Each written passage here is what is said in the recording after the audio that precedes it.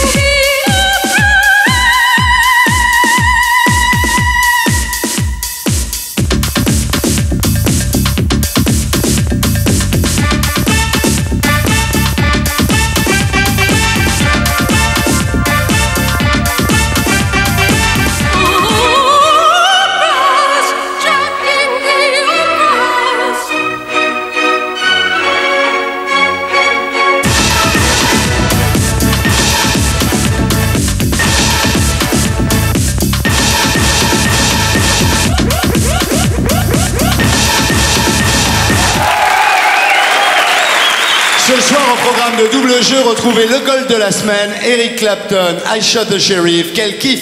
Le document de la semaine, les Platters, The Great Pretender, les couples se forment, Jean Leloup, le genre de cinglés avec lesquels au Québec, Rock Voisine, Martika, Oui Chérie, on en pince pour l'égérie de Prince, plus les infos intox de Philippe Guérin, les bonnes bourres de Laurent Baffy, les platines d'or de Philippe Corti, et en invité vedette, Hervé Villard.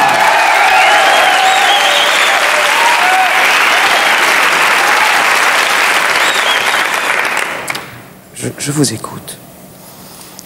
Je sais pas, il y a quelque chose qui va pas, mais je sais pas quoi. Votre enfance, comment était-elle structurée?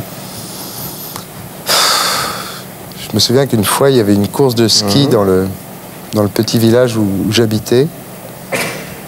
J'avais pas fait la course, mais j'avais fait la une du Dauphiné libéré. Mais cette enfance particulière, de qui était-elle entourée? Je sais pas, je rêvais des mêmes gens qu'il y avait sur l'écran de la télé. Qui, par exemple? Il y avait Nana Mouskouri. Oui. Qui vous fait-elle penser? À une fille que je voulais épouser quand j'avais 20 ans. Elle avait les mêmes lunettes horribles. Mais encore. Et Mireille Mathieu. Mais elle, je savais qu'elle se marierait jamais. N'y avait-il pas un homme, une sorte de frère putatif qui vous aurait beaucoup influencé? Non. Non, pas putatif. On a dit qu'on n'en parlait pas ce soir. Oui, précisez. Capri, c'est fini, et dire que c'était la ville de mon premier amour. Capri, c'est fini, Arrêtez. je ne crois pas que j'y retournerai un jour.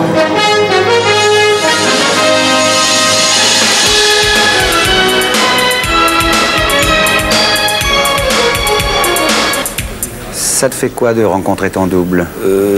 Parfois, très mauvais effet. Et toi, le matin, quand tu es devant la glace, comment tu te trouves? J'évite de me regarder dans la glace le matin, mais alors vraiment... pas. T'aurais aimé ressembler à qui quand t'étais petit? À Alain Delon. Tiens, pourquoi pas à moi? Quand j'étais petit, j'étais pas terrible. Ah bon? Tu changerais quoi si t'avais une baguette magique? En toi? Ma hauteur.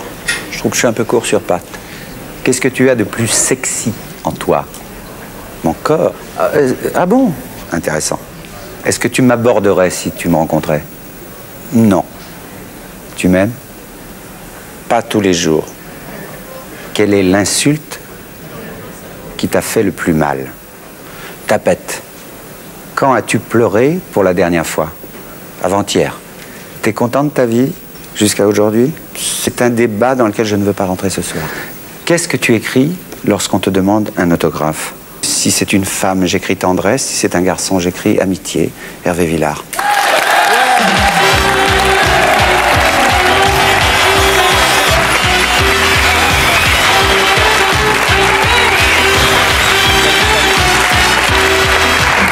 Hervé, bonsoir. Bonsoir. Alors, tu es né un 24 juillet. Est-ce qu'on peut dire l'année? 1946. Ah, tu dis ton âge? Je suis né à Paris dans un taxi le 24 juillet 1946, Lyon, à Saint-dans-Lyon. Ça te fait quel âge? Attends, alors ça je ne sais plus. Je vais avoir 46 ans cette année. Pas mal. Ouais, ouais.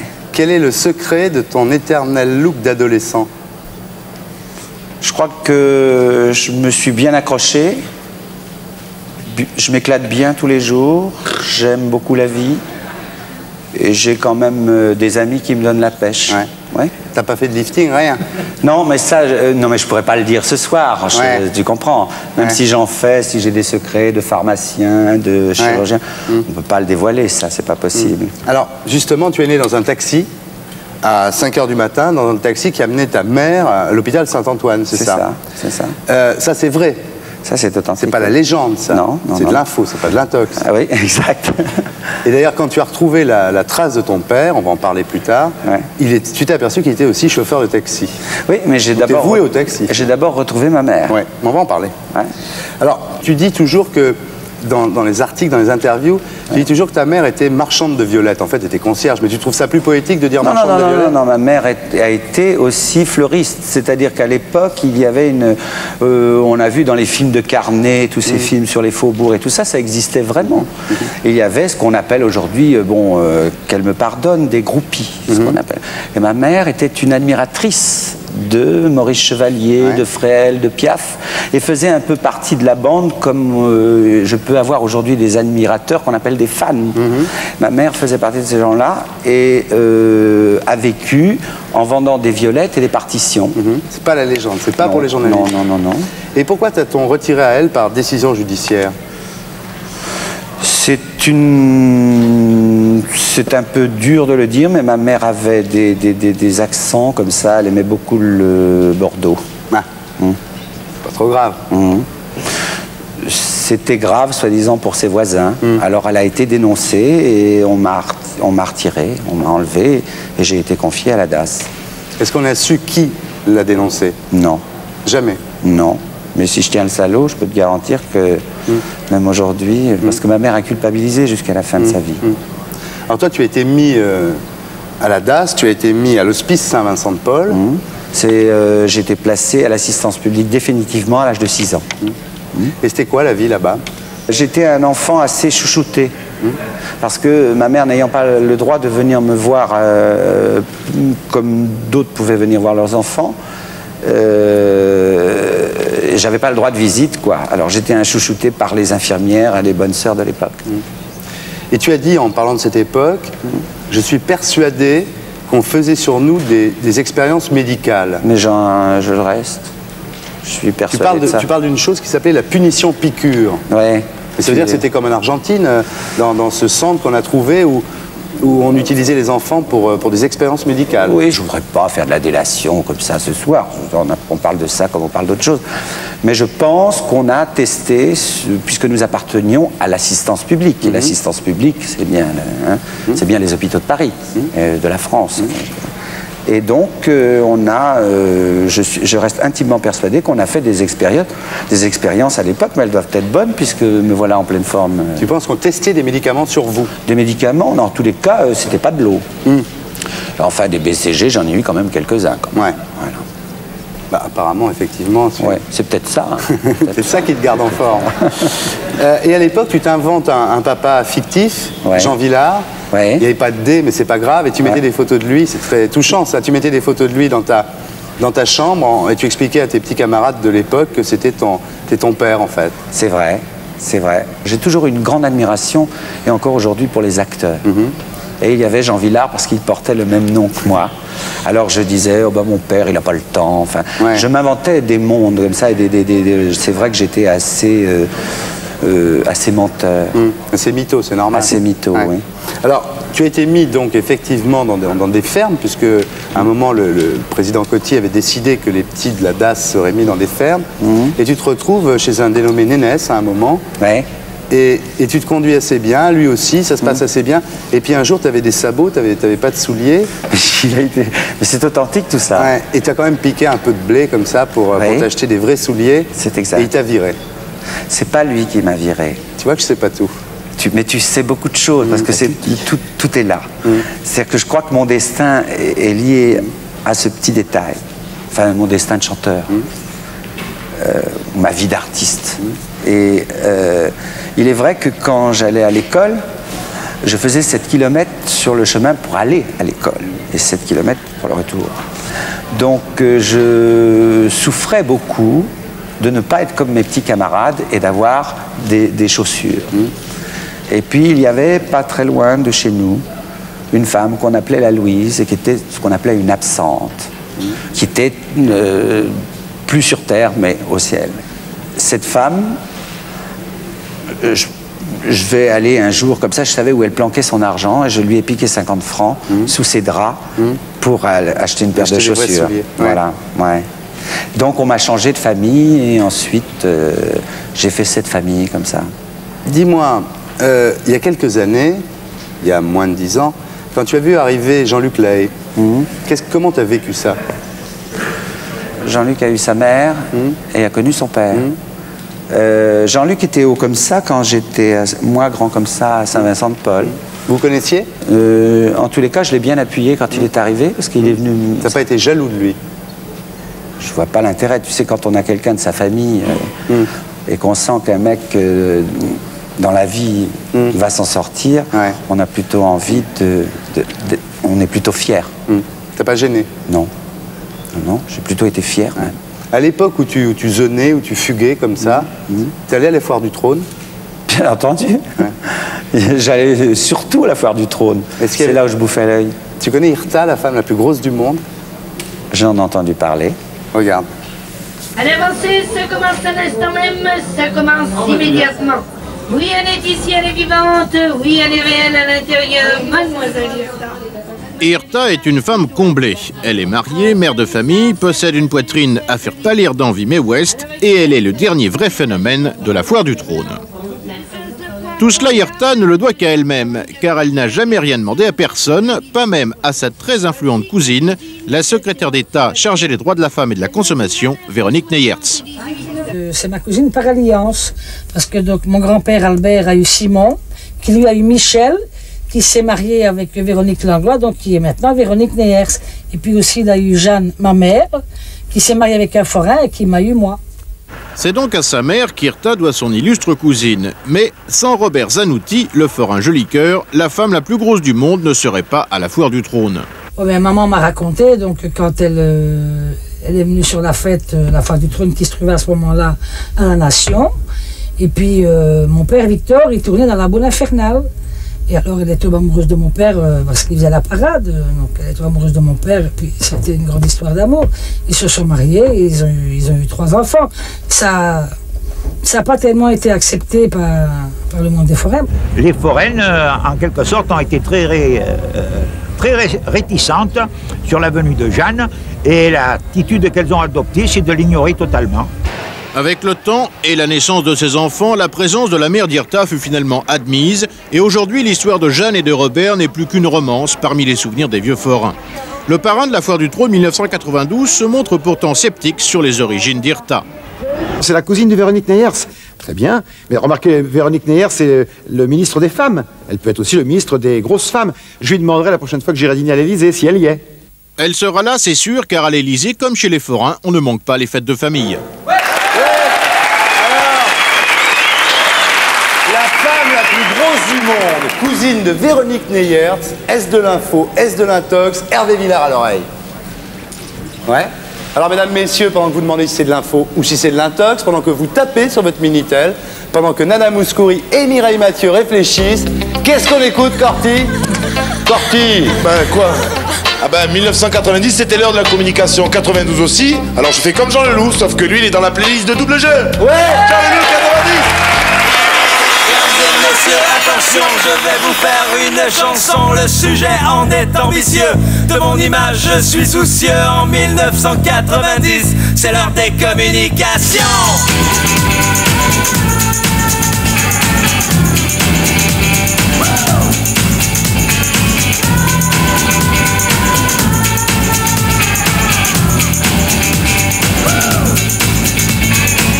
Depuis le début de ce siècle, nous avons vu l'apparition du moteur Ford à explosion, puis de l'avion à réaction.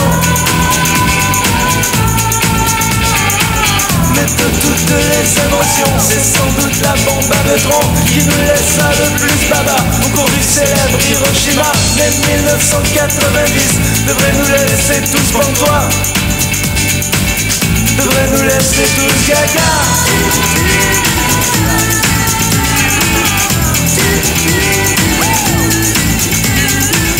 Il y a les missiles patriotes dirigés par ordinateur, Sony, Fuji et Macintosh se culbutent dans les airs, le roche, la guerre technologique fait rage. C'est un super média carnage, attention voilà les avions qui tirent, c'est l'heure de l'émission. 1990, c'est l'heure de la médiatisation.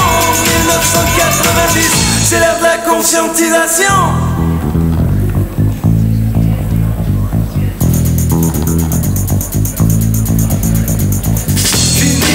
Maudit du sport, du jogging et de la cigarette. La preuve en est nos beaux soldats américains qui sont là-bas, bronzés à la vitamine D, nourris aux fibres équilibrées. Les morts qui seront faits là-bas seront en bonne santé, je crois.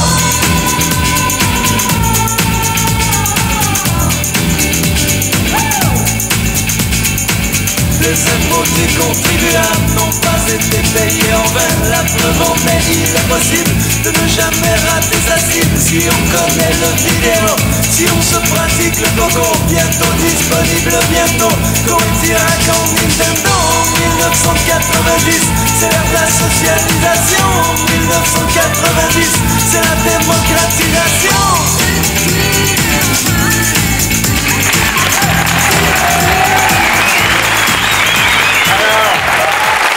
La femme la plus grosse du monde, cousine de Véronique Neyers, est-ce de l'info, est-ce de l'intox? C'est à toi de jouer, Nana. Intox. Intox. Pourquoi? Comme ça, une idée. Une idée. Et toi, Mireille? Pour m'amuser, c'est de l'info. Tu dis que c'est de l'info? Oui. Toi, Hervé, tu m'as dit que c'était de l'intox, hein? Ouais. Ouais. Bon, on écoute l'expert, Philippe Guérin. Vas-y, mon Philou. Eh oui, bravo, bravo Hervé, vous commencez fort puisque c'était totalement de l'intox. Tu as un commentaire, mon Philou?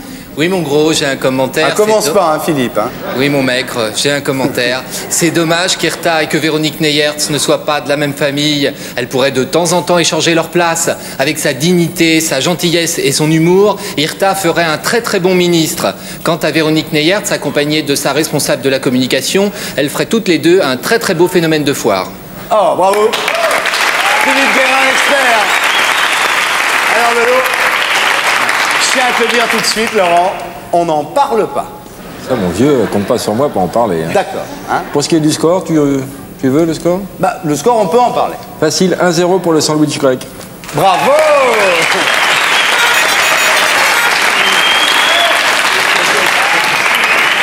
Dis-moi, quand tu as eu ton certificat d'études, tu es parti à Paris? Oui. Tu es arrivé à Pigalle. Ouais. Et tu as vécu dans un drôle de milieu quand même, non? Dans tous les milieux. On n'en parle pas. On n'en parle pas. Tu dis, si j'avais pas été chanteur, je serais devenu voyou. Mais j'étais voyou. Ah, t'étais voyou? Oui. Qu'est-ce que tu faisais alors?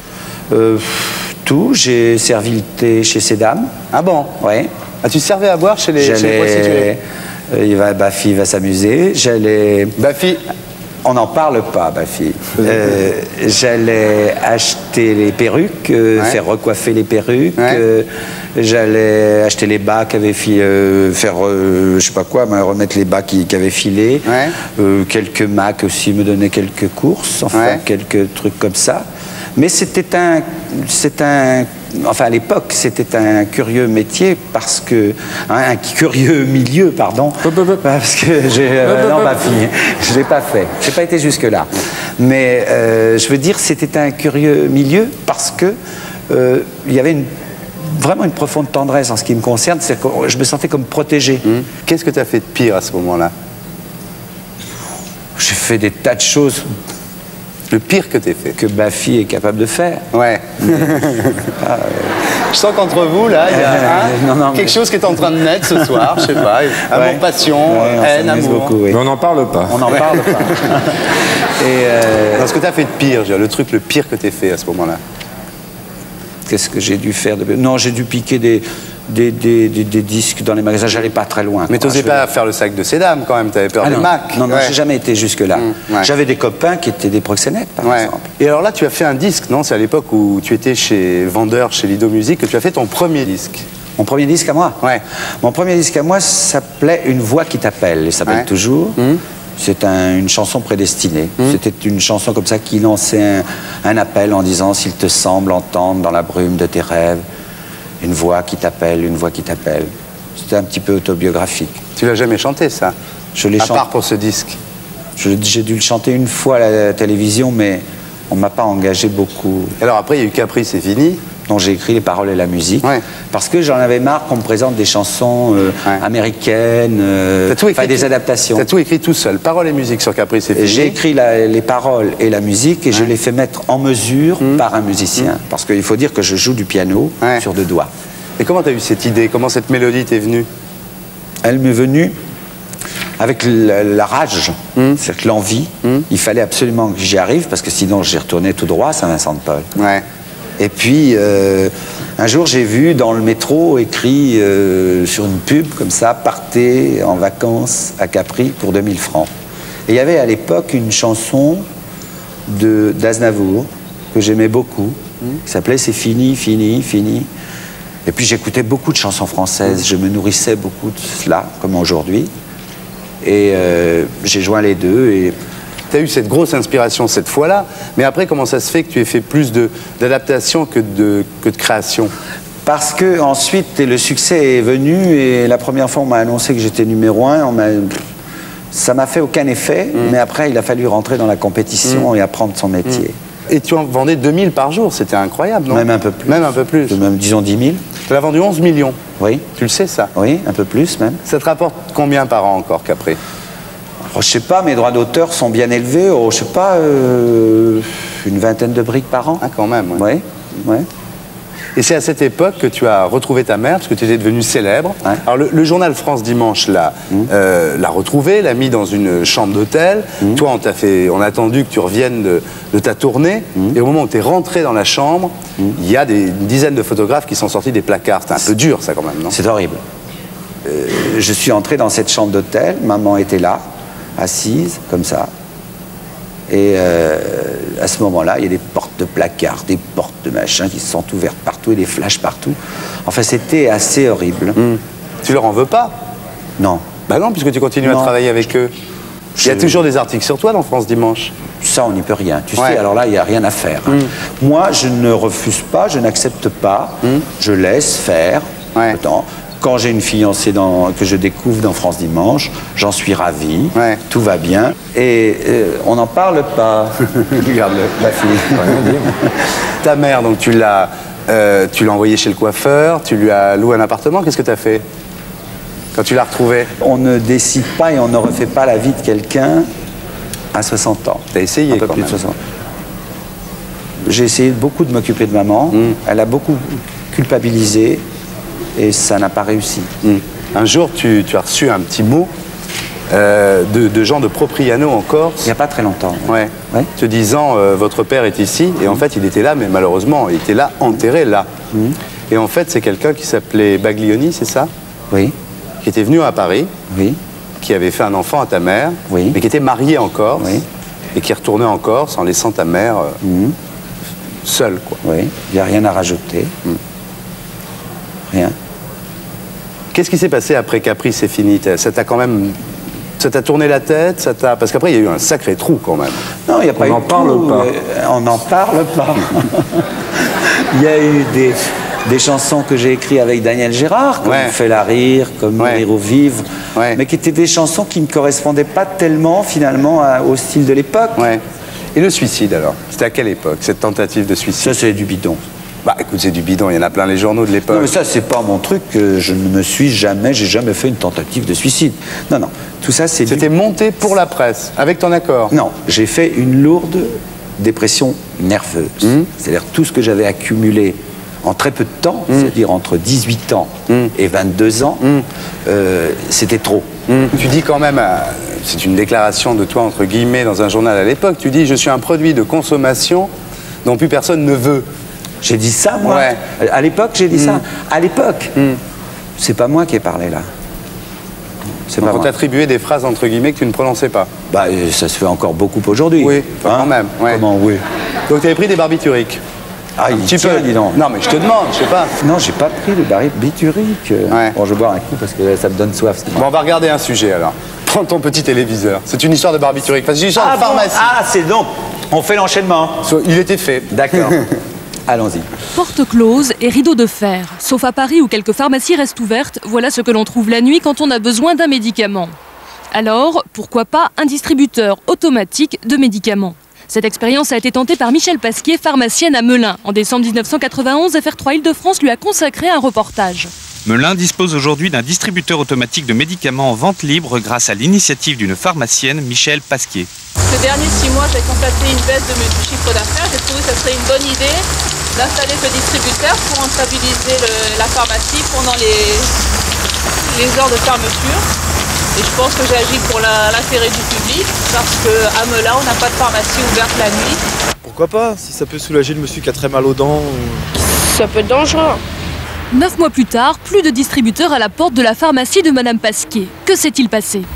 2 semaines après la mise en place du distributeur, j'ai eu la visite de l'inspecteur en pharmacie qui m'a adressé un procès-verbal se référant à l'article L579 et L580 du Code de la santé publique et m'obligeant ainsi à retirer l'appareil. Cette interdiction est justifiée car ce mode de distribution est contraire au Code de la santé publique qui stipule que seul un pharmacien peut délivrer un médicament au public. Prenons le cas d'un médicament antiasténique qui se trouvait dans le distributeur, le Guronzan. Un malade qui aurait à suivre un régime DSOD ne doit pas prendre ce médicament. S'il va l'acheter régulièrement à la pharmacie, le pharmacien va établir un dialogue et lui indiquer d'interrompre ce traitement, alors que le distributeur restera muet et indifférent. Ouais, ils ont raison d'interdire, quoi. Mais si c'était interdit, c'est sans doute une question de fric là-dedans. C'est un monopole comme un autre qui est quelque part battu en brèche. Et puis, bah voilà, quoi, les monopoles, ça tient toujours la route, quoi. C'est dommage parce que ça rendait vraiment service aux gens. C'est illogique aussi parce qu'il y a des distributeurs automatiques légalement de préservatifs, de serviettes périodiques dans les hôtels pour les jeunes femmes ou de médicaments très simples. On peut acheter où on veut de la vitamine C ou des pansements. Là maintenant, on est obligé d'aller réveiller les flics qui eux-mêmes vont réveiller le pharmacien qui va vous vendre un produit que j'aurais pu acheter normalement aux heures ouvrables. Alors, une expérience de pharmacie automatique interdite. Est-ce de l'info? Est-ce de l'intox? Hervé Villard à l'oreille. Ouais. Alors, mesdames, messieurs, pendant que vous vous demandez si c'est de l'info ou si c'est de l'intox, pendant que Nana Mouskouri et Mireille Mathieu réfléchissent, qu'est-ce qu'on écoute, Corty?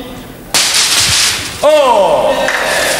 Moi, Batman, ouais. Lorsque je me repose, lorsque je ne protège pas votre ville contre le méchant Joker, qu'est-ce que j'écoute? Les Platters, The Great Pretender!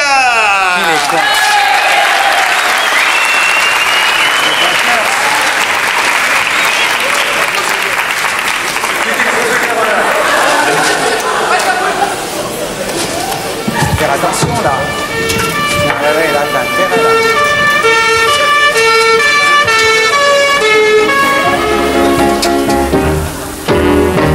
Oh, yes, I'm the great pretender. Pretending that I'm doing well. My need is such, I pretend too much. I'm lonely, but no one can tell. Oh, yes, I'm the great pretender. Adrift in a world of my own. I play the game, but to my real shame, you've left me to grieve all alone. Too real is this feeling of make-believe. Too real when I feel what my heart can't conceal. I'm the great pretender, just laughing and gay like a clown. I seem to be what I'm not, you see. I'm wearing my heart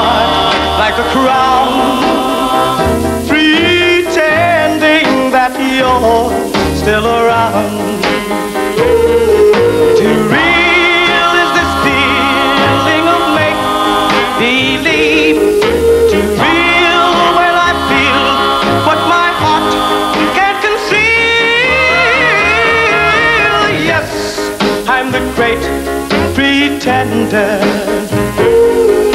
just laughing and gay like a clown. I seem to be what I'm not. You see, I'm wearing my heart like a crown, pretending that you're still around.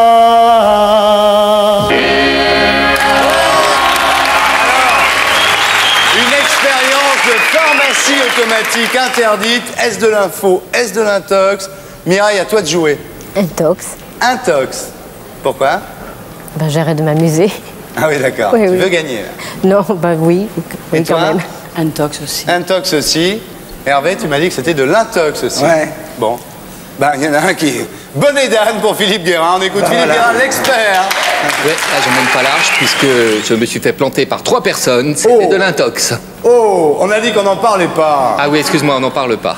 Bon, alors, est-ce que tu as un commentaire maintenant? Oui, mon petit Thierry, j'ai un commentaire. Cette histoire était totalement fausse. Un distributeur automatique de médicaments, y compris de médicaments sans ordonnance, c'est totalement interdit en France. Et c'est pas prêt de changer, puisqu'en France, à cause de l'Église et de certains syndicats, on prend les consommateurs en parfaite santé pour des cons en leur interdisant d'acheter des disques, y compris d'Hervé Villard, le dimanche. Je ne vois donc pas pourquoi le lobby des pharmaciens autoriserait les consommateurs ayant mal à la tête à trouver de l'aspirine en pleine nuit. Ça serait pas logique. Ah, on l'applaudit, Philippe Guérin, l'expert. Laurent, dis-moi, ma fille. Et Ardisson. Le score. 2-1 pour la chanteuse hellénique. Ah, ça fait 2 pour... Hellénique toute.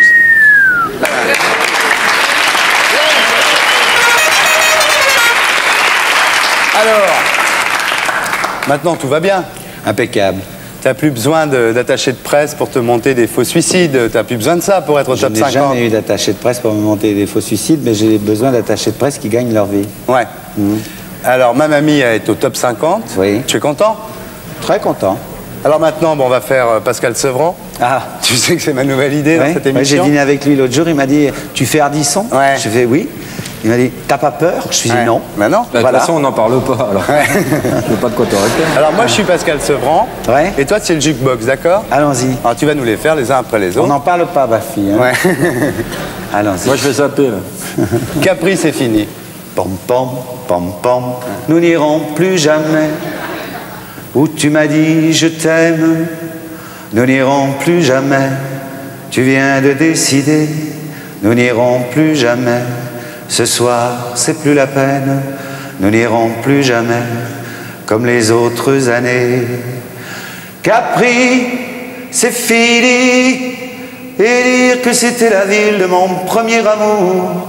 Capri, c'est fini. Je ne crois pas que j'y retournerai un jour. Merci. Alors maintenant, tu vas me faire une chanson que tu as fait juste après Capri, donc qui s'appelle Fais la rire, que j'aime beaucoup parce que ça me rappelle quand j'étais jeune. Quand tu étais jeune, voilà. Quand tu étais disque jockey à Jouan les Pins. Whisky à gogo. Alors, puisque ton cœur a su l'enlever à mon cœur, que malgré mon amour, le tien n'avait pas peur, tâche donc maintenant, à force de l'aimer, d'effacer de sa vie tout le mal que j'ai fait. Fais-la rire, fais-la rire, fais-la rire. Pour elle, tout peut recommencer. Fais-la rire, fais-la rire, fais-la rire. De joie, fais-la chanter. Merci. Il y en a une que j'aime beaucoup, qui est sur l'album, sur le CD du Théâtre des Variétés, et que j'avais pas entendu depuis l'époque, et c'est Il Mondo. J'aimerais bien que tu me le fasses. Tu veux que je la chante en italien? Ah oui, si c'est possible. No, stanotte amore non ho più pensato a te. Ho aperto gli occhi per guardare intorno a me. E intorno a me girava il mondo come sempre. Gira il mondo, gira senza fine con gli amori appena nati, con gli amori già finiti, con la gioia e col dolore della gente come me. Il mondo, soltanto adesso io ti guardo, nel tuo silenzio io mi perdo e sono niente accanto a te. Merci. Merci beaucoup. Tu peux nous faire nous en serbo-croate, s'il te plaît? Non. Ça viendra peut-être. Pas de menace. Si tu t'arrêtais maintenant, est-ce que tu aurais de quoi vivre jusqu'à la fin de tes jours ou est-ce que c'est pas possible? Non. On va te dépanner. Il a donné la réponse. Ouais. Non. C'est impossible. C'est impossible. Alors, j'ai lu récemment dans France Soir, alors là tu vas me dire peut-être que c'est encore les journalistes qui l'ont... Tu lis France Soir? Je lis France Soir, bien sûr. Et quelle chance tu as. Et tu disais, il y avait un article sur toi, et je sais pas si c'est vrai, mais enfin tu disais que tu es le Tino Rossi de l'an 2000. J'ai lancé une boutade comme ça, parce que j'ai bien connu Tino, Tino qui était un être charmant et vraiment exceptionnel. Et je pense souvent à lui. Et j'ai lancé à Catherine Delmas, effectivement, je lui dis, parce qu'elle m'a dit, mais tu te rends compte ce qui t'arrive, 27 ans de carrière, t'es au top 50, t'as les albums d'or et tout ça. Je lui ai dit, mais chérie, je suis le Tino Rossi de l'an 2000. Bon, on va voir. On verra bien. On va voir, on va voir tout de suite. On va voir tout de suite. Laurent Baffy, costard de star.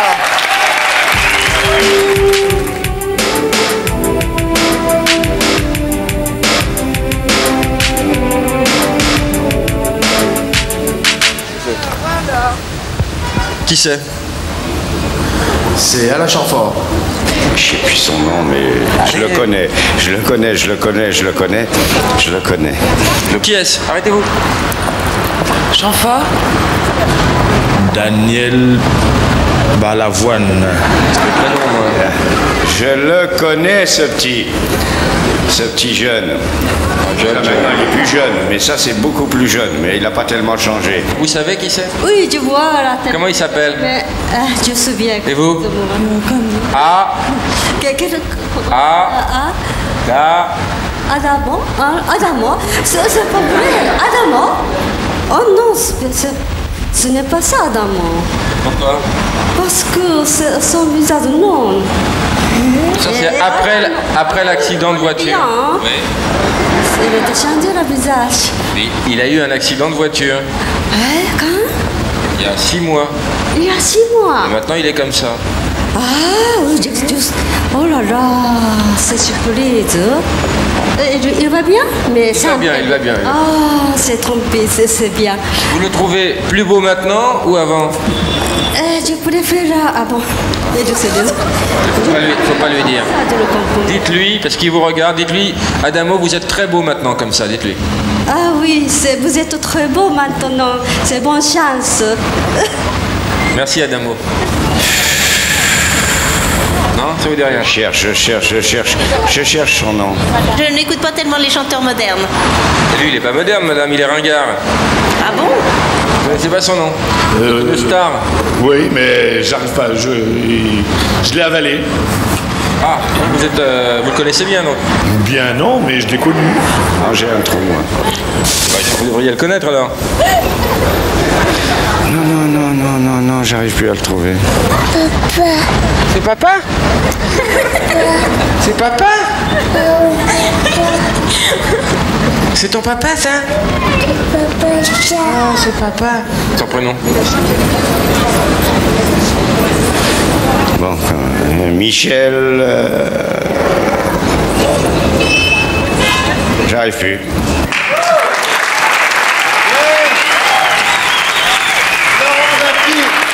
Costard de star. Alors Laurent? Bien sûr, on a monté que les gens qui se souvenaient plus, mais il y a plein de gens qui s'en souviennent plus non plus. Je pourrais pas, moi. Hein. Je le dis très sincèrement, quand il va trop loin, comme ça, des fois, je zappe. Ah bon? Oui. Quand tu chantes, pardon, moi aussi je zappe.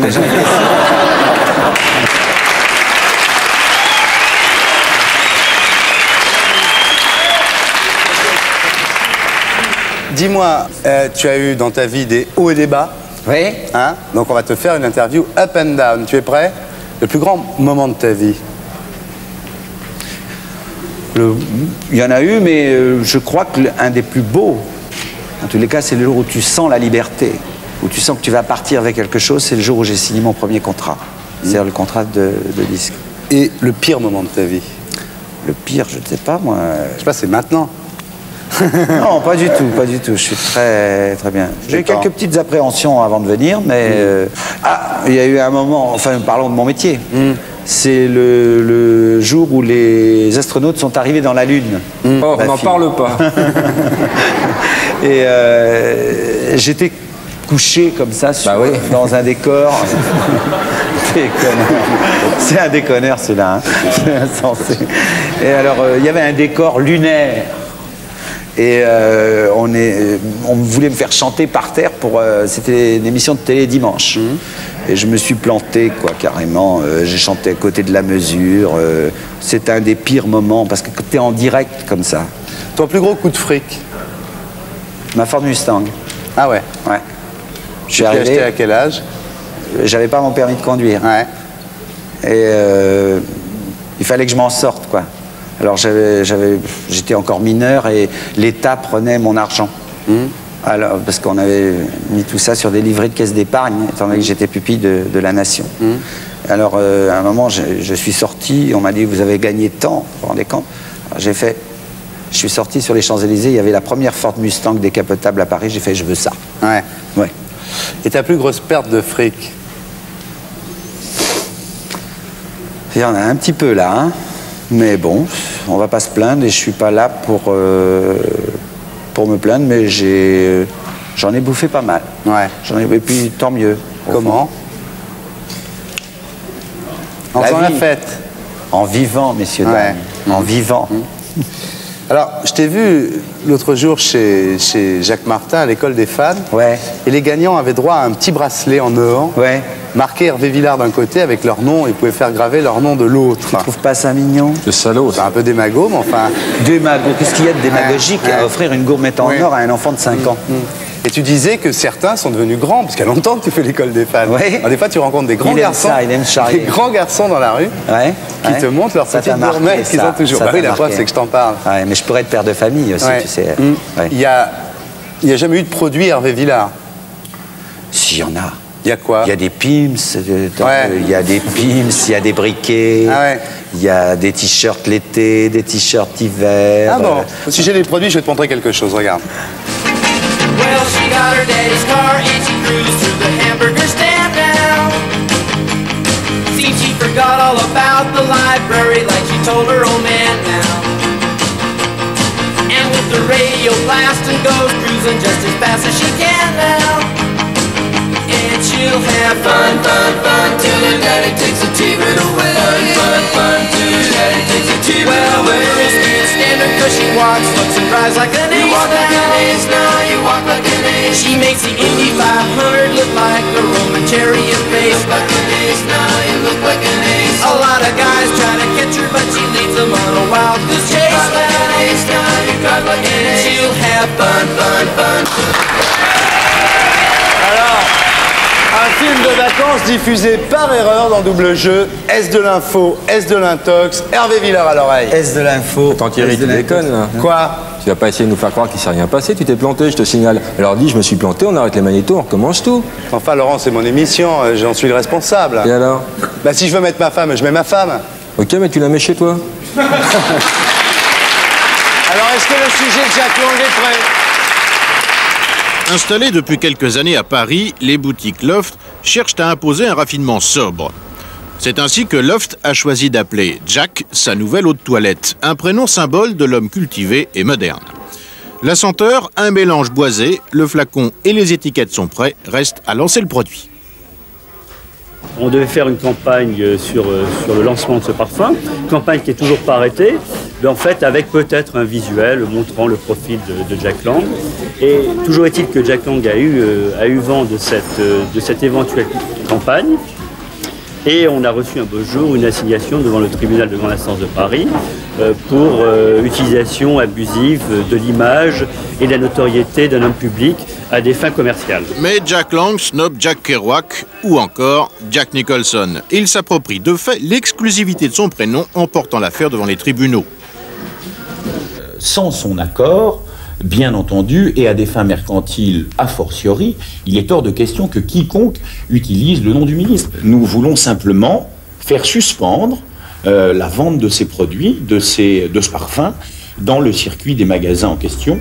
Si le ministre obtient satisfaction, 10 000 flacons seront détruits et ce serait une véritable catastrophe financière. Loft essaye donc actuellement de négocier avec Jack Lang afin de l'associer pleinement au lancement de Jack.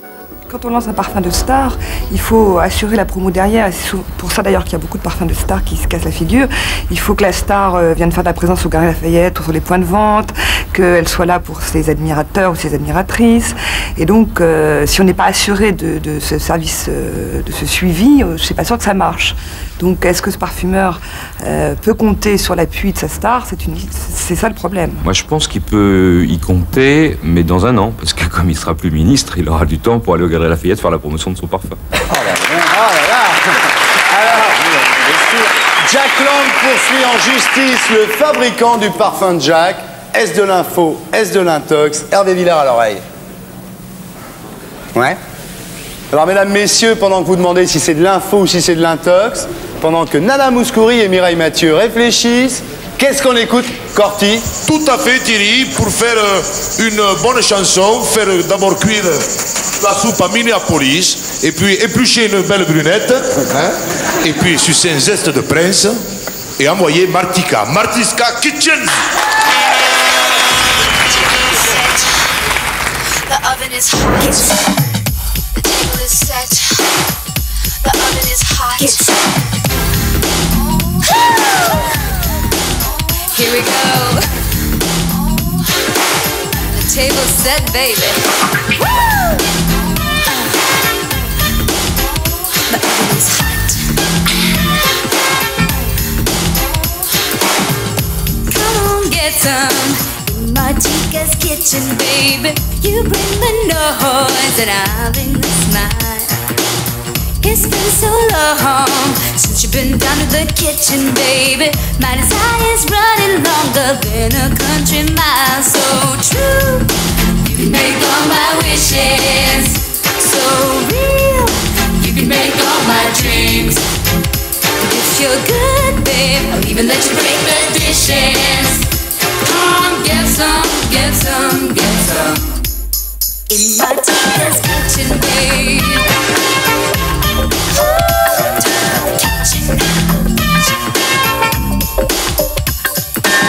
Don't you just love springtime in the city?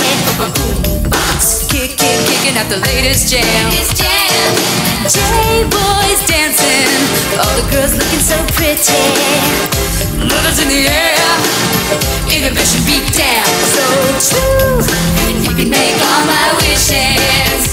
So real, you can make all my dreams. If you're good, babe, I'll even let you break the dishes. Come on, get some, get some, get some in Martika's kitchen, baby.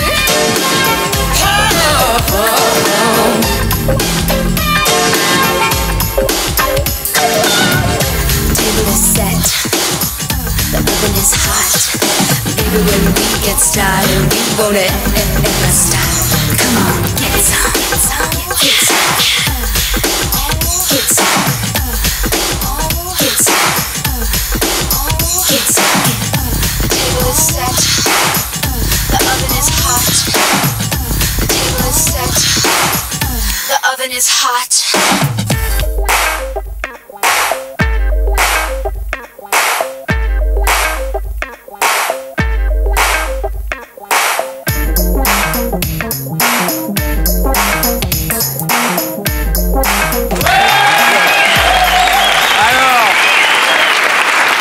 Jack Lang poursuit en justice le fabricant du parfum de Jack. Est-ce de l'info? Est-ce de l'intox? Nana, à toi de jouer. Je dirais de l'intox. Pourquoi? Ça me paraît bizarre, ça me paraît drôle. Paraît bizarre. Une idée, oui. Ouais. Je n'ai pas eu écho par la presse. Ouais. Peut-être intox aussi. Intox. Oui. Et je peux le dire, Hervé Villard m'a dit que c'était de l'info. Oui. Bon. C'est un ministre, quand même. Ouais. Bon, regarde, on écoute l'expert, Philippe Guérin. Ah, il est content. Eh oui, c'est un ministre, mais nous sommes des menteurs, puisque c'était de l'intox. Est-ce que tu as un commentaire, ma grosse? On n'en parle pas. Bon, on n'en parle pas, allez. Est-ce que tu as un commentaire, Philou? Oui Thierry, j'ai un commentaire. Je tiens à remercier la boutique Loft de nous avoir accueillis. Et comme je l'ai promis, je préciserai qu'ils ne veulent aucun mal à Jack Lang. Je répète, aucun mal à Jack Lang. Je rappelle par ailleurs au patron de cette boutique que, comme prévu, toute l'équipe de Double Jeu sera bien mardi prochain, je répète, mardi prochain, pour venir essayer la garde-robe complète, je répète, la garde-robe complète qu'il a gentiment décidé de nous offrir à chacun de nous. Merci. Bravo. Philippe Guérin, l'expert. Alors mon Lolo, Eh on bien, n'en parle décidément pas du tout là. La Mongolienne d'Avignon n'a plus que 15 jeux pour faire son retard, car elle est toujours menée 2-3 par Nana Mouskouri. Bravo.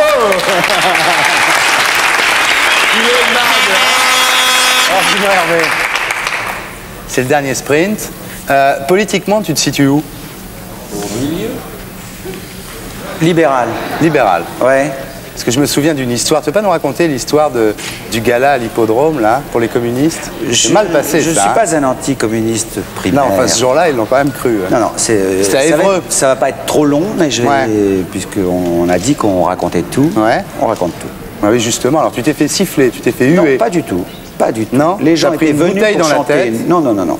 Les gens. T'as chanté quand même. Non, non. Les gens étaient venus pour chanter Nous revient Capri. Il y avait des mamans avec des poussettes et des enfants. Ouais. C'était une fête apolitique jusqu'en 81. Ouais.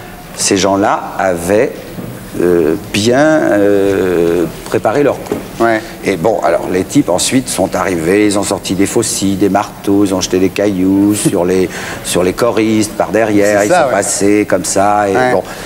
Alors ça a un petit peu dégénéré, mais les gens ont continué à chanter Nous, Reviens et Capri, c'est fini. Ouais. Et il est évident qu'à la fin, je suis parti très vite après avoir fait mon temps. Mais tu as fait ton temps, tu as fait 1 heure. Et ces gens-là n'ont... le type qui avait délibérément retourné sa veste a décidé de ne pas nous payer. Et oui, il y a eu procès en plus. Et nous les avons attaqués, nous avons gagné, nous avons eu des excuses du parti.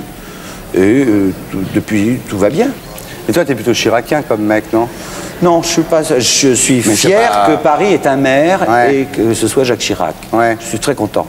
Mais j'aime beaucoup le président Mitterrand aussi. Moi, je suis assez, tu sais, j'aimais beaucoup la cohabitation. Parce que je trouvais que ça les motivait l'un et l'autre et c'est bien pour notre pays. Ça peut recommencer, remarque. Hein? Ça peut recommencer. Eh ben, tant mieux. Plus on se mélange, plus on est bien. Oui, mais... Baffy. Ça n'a rien à voir avec Baffy, j'ai pas du tout envie de me mélanger avec Baffy. Ah non. Ah bon, voilà. Bah, il est très déçu, Baffy. Dis-moi, mais si tu es chiracien, il faut le dire, je sais pas. Hein? T'as pas à avoir honte d'être chiracien. Mais pourquoi Ça, c'est comme le reste. Tu sais, c'est comme... le reste, on n'en parle pas. Ma vie, voilà. J'aime beaucoup les gens comme Ferrat et tout ça, mais ce sont quand même des gens qui ont pris position au départ, avant de devenir des artistes. Et c'est pas parce que tout d'un coup, on a une notoriété comme ça, populaire et tout ça, qu'il faut aller brandir des étendards. Je suis pas tellement d'accord. Sur l'Europe? Ouais. Alors là, je suis acharné. Ah, tu es acharné dans quel sens? Je suis pour.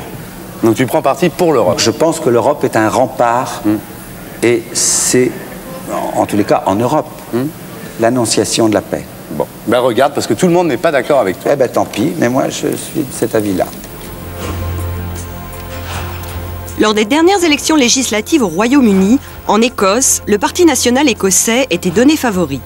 D'après un sondage, 40% de la population était favorable à l'indépendance. À tout maître du SNP, son membre le plus récent et le plus célèbre, Sean Connery. L'illustre star du grand écran, le héros de films tels que Le Nom de la Rose, Indiana Jones et La Dernière Croisade, ainsi que des premiers James Bond. Je crois qu'il n'y a personne d'autre en Écosse qui ait du standing de Sean Connery. Ceci étant dit, nous avons beaucoup d'artistes écossais qui nous soutiennent. Son numéro d'adhésion, c'est 007. C'est C007. Il adhère officiellement au parti en janvier 1992 et depuis il n'a jamais cessé de lui apporter son soutien dans la bataille pour l'indépendance de l'Écosse. Il a prêté sa voix pour les spots de propagande. Il a aussi, depuis sa villa de Marbella en Espagne, dénoncé, je cite, « le terrorisme verbal de ceux qui pensent que cette indépendance ne serait pas viable ». Je pense pas qu'on puisse parler de surprise pour Connery, d'abord parce qu'il a toujours été très engagé aux côtés des Écossais. Et puis il y a une tradition dans les pays anglo-saxons de l'engagement des comédiens. Il y a l'exemple de Vanessa Redgrave, par exemple, qui est très très engagée en Grande-Bretagne. Ou Clint Eastwood, rappelez-vous, qui a pris la mairie de Carmel, bon, aux États-Unis, mais c'est un petit peu le même genre de réflexe anglo-saxon. Donc découvrir aujourd'hui un Sean Connery plus militant qu'on pouvait l'imaginer, c'est assez bien dans l'ordre des choses. Malgré l'emploi du temps chargé de Sean Connery, membre C007 du SNP, le parti lui rend compte en permanence de ses activités, certainement afin qu'il n'oublie pas d'acquitter chaque année le montant de sa cotisation.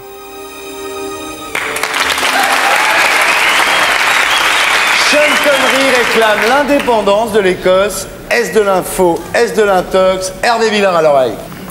Ouais. Mesdames, messieurs, pendant que vous demandez, c'est de l'info ou si c'est de l'intox, pendant que Nana Mouskouri et Mireille Mathieu réfléchissent, qu'est-ce qu'on écoute, Philippe Corti?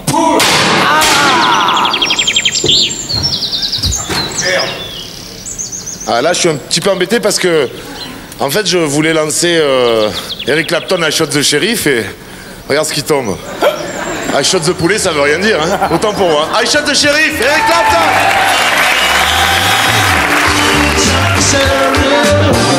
But I swear it was in self-defense. I shot the sheriff. They say it is a capital offense. Sheriff John Brown always hated me, but I don't know. And every time that I plant a seed, he said, kill it before it grows.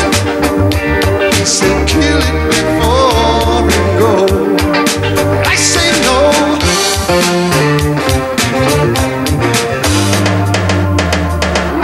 I shot the sheriff, but I swear it was in self-defense. I shot the sheriff, and they say it is a capital offense. Freedom came my way one day.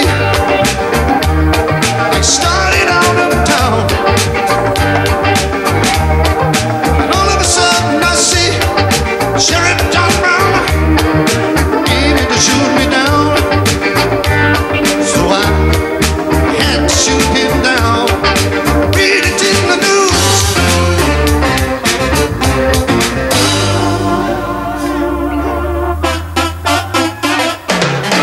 I shot the sheriff, but I did not shoot no deputy.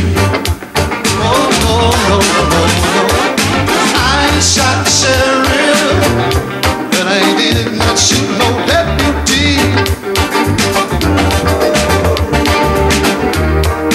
Reflexes got the better of me. What will be will be. Yeah. Every day the bucket goes to the well. One day the bottom must drop out.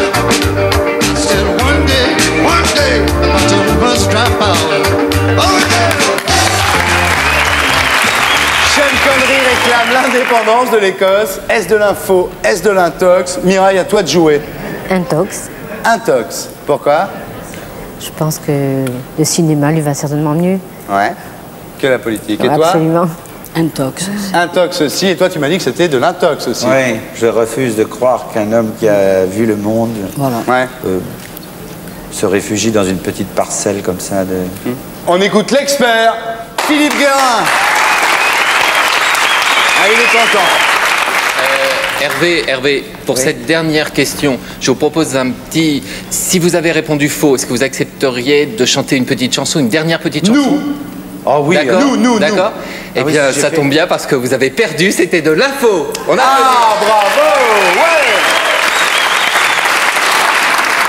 Est-ce que tu as un commentaire, mon filou? C'est de l'info, et tout cela c'est uniquement parce qu'il s'appelle Sean Connery que l'on parle autant de l'indépendance de l'Écosse. Tenez-moi, Philippe Guérin, si je demandais l'indépendance du 10e arrondissement, personne n'en aurait rien à foutre. Alors que pour Sean Connery, je me demande si c'est à cause de son prénom ou de son nom qu'autant de gens le suivent.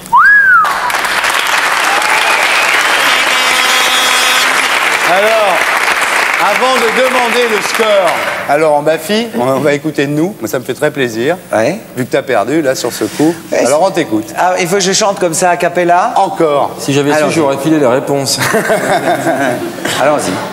Nous, c'est une illusion qui meurt d'un éclat de rire en plein cœur. Une histoire de rien du tout, comme il en existe beaucoup. Notre amour qu'on croyait petit a grandi quand tu es parti, grandi comme une déchirure, comme une blessure. Mais pourquoi? Bah, tu veux que je te fasse un peu encore? Ah ben là je vais le reprendre à... Pourquoi le silence? Pourquoi ce grand vide quand je pense à nous? Très bien, merci. Laurent, j'espère que tu as compris que cette chanson, c'était dédié. C'est prenant, hein? C'était pour toi. Arrêtez les mecs, arrêtez. Alors vas-y maintenant, Tu veux le score. Eh bien écoute, c'est bien simple, la momie grecque a torché la mongolienne 3-2.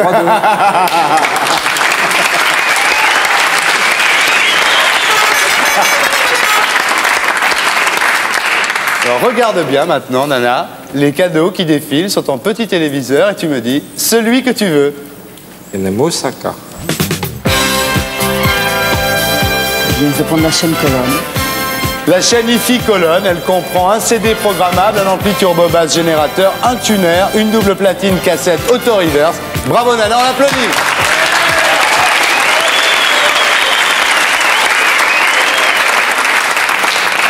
Alors maintenant Hervé, je vais te demander de te lever. Tu vas aller vers le fauteuil qui est là-bas. Et au moment où tu vas t'asseoir sur ce fauteuil, il va te poser la question. T'es sûr qu'il faut que je m'assoie sur le fauteuil? Il faut que tu y ailles. Allons-y.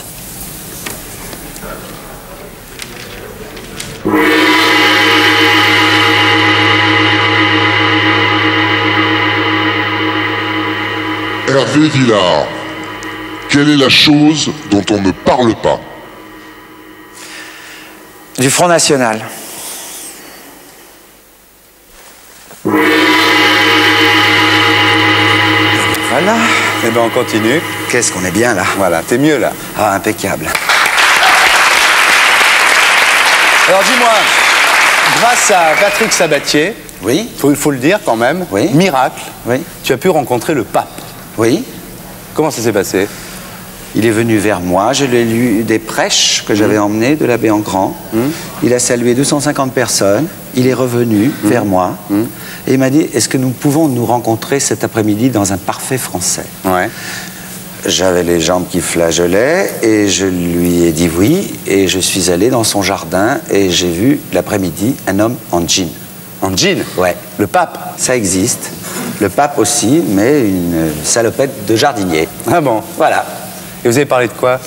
On a parlé de choses qui ne te regardent pas.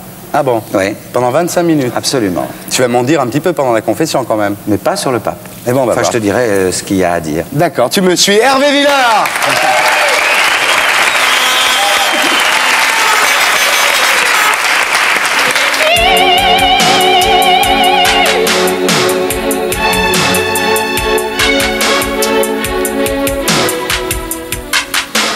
Es-tu favorable au divorce? Non. Je pense que c'est une déchirure quelque part qui n'est pas nécessaire. Es-tu favorable à l'avortement? Je ne suis pas favorable à l'avortement. À l'homosexualité? Je n'y suis pas défavorable. Je suis favorable à l'homosexualité. À la peine de mort? Alors là, non. C'est impossible de vouloir la... Quoi qu'il ait fait, de vouloir la mort de quelqu'un. Même pour les assassins d'enfants? Oui, parce que Dieu est seul juge. Tu vas à la messe? Oui. Tous les dimanches? Non. J'y vais quand j'en ai envie. Quand j'ai envie d'aller à la rencontre des autres. Parce qu'aller à la messe, c'est aussi cela. Est-ce que tu communies quand tu vas à la messe? Pas régulièrement, mais au minimum une fois par an. Ça te procure quoi de communier? C'est quelque chose de très personnel, c'est une histoire, c'est une affaire entre Dieu et moi. J'aime bien m'entendre avec Dieu. Je m'entends très bien avec lui. Tu lui parles? Bien sûr. Tu lui demandes de t'aider? Non. Je lui demande surtout, souvent, d'aider les autres. Tu n'as jamais eu envie de fonder une famille? Je ne rêve que de ça et je n'y suis pas arrivé.